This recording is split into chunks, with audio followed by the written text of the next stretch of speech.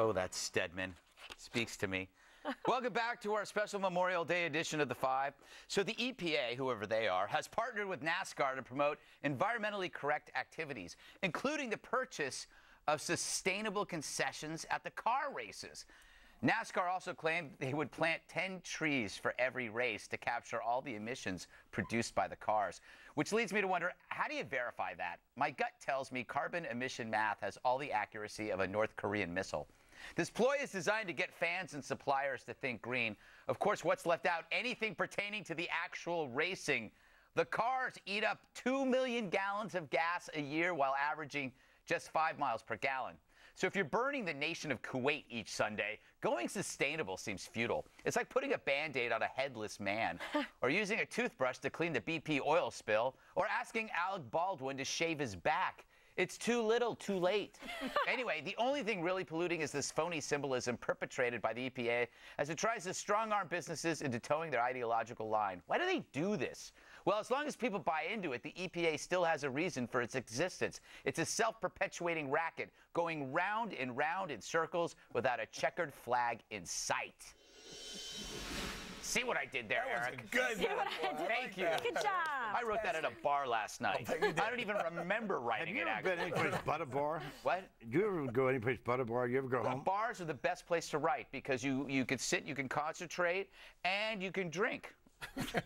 Man, I never concentrated when I drank. I'll guarantee you that. Anyway, let me ask you, Eric, because isn't this futile? Isn't this the silliest symbolism ever? Or is it?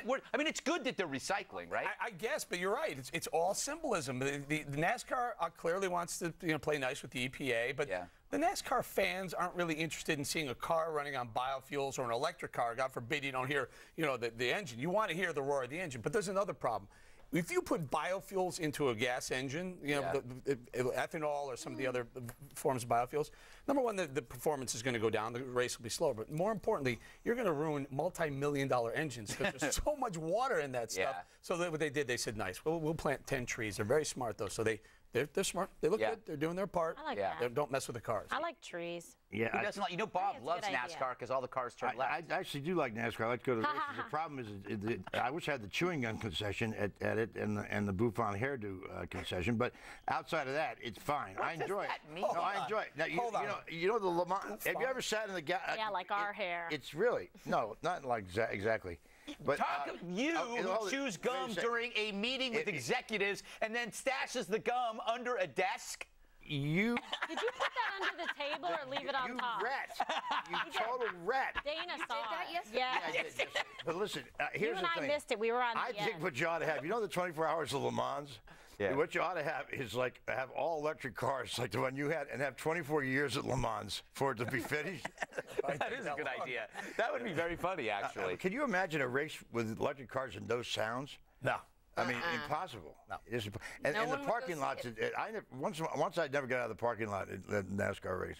I never did. I was in a trailer, and I couldn't get out. Did somebody lock you in? Why am I asking? He's still there. Why am I asking? His brain is still there. Andrew, is this... You ever heard about Coyote? No.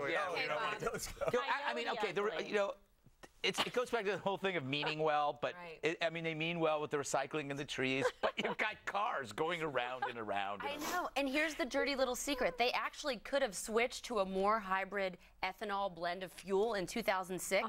Indy cars did it. They've done it. They went on a E15, and now they're on E85, which is 85% ethanol, 15% gasoline. And Indy cars have done this huge green initiative years ago where they do the recycling. And so I think NASCAR is really late in the game to this one, to join this. And now, but they are going to be using, Eric, they're going to be using the hybrid fuel. Don't change the fuel.